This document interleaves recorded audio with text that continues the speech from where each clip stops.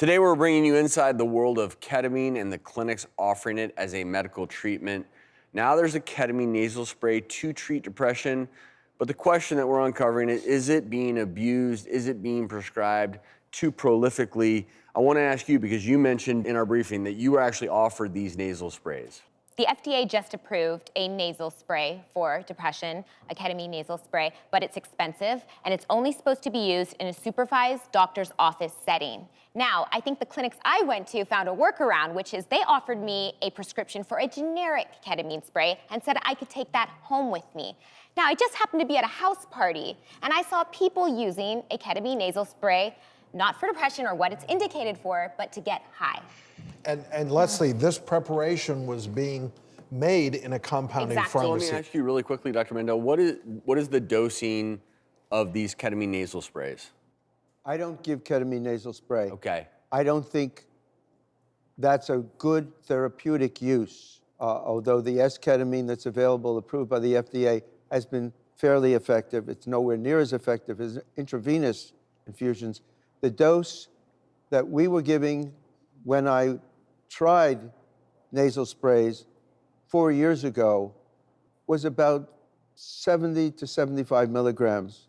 So if you're talking 70, 75 milligrams and you're taking multiple hits of this, it could theoretically give you a high. And let's dig a little deeper into this, because joining us now in our medical confessional is Jeff, who admits to using ketamine to get high. And Jeff is in the medical confessional because he desires to remain anonymous.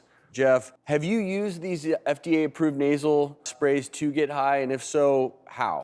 Yes, I did. You know, I heard about it from my friend, and he had tried it several times, but it was administered by a doctor in his office through an IV. And he showed me the prescription bottle of nasal spray.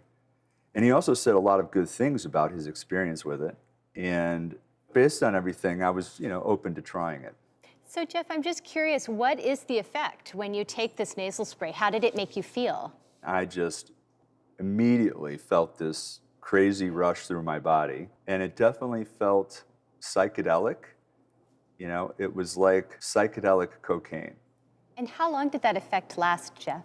I would say it did last about 30 minutes, that feeling, but I felt the effects for about 3 hours.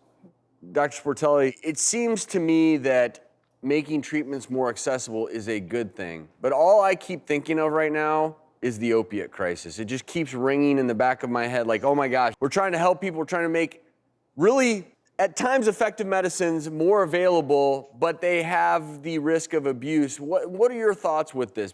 The FDA-approved version of S-ketamine is incredibly regulated, which means this: if you want to be an intranasal provider of S-ketamine, you have to undergo what's called risk evaluation and mitigation strategies.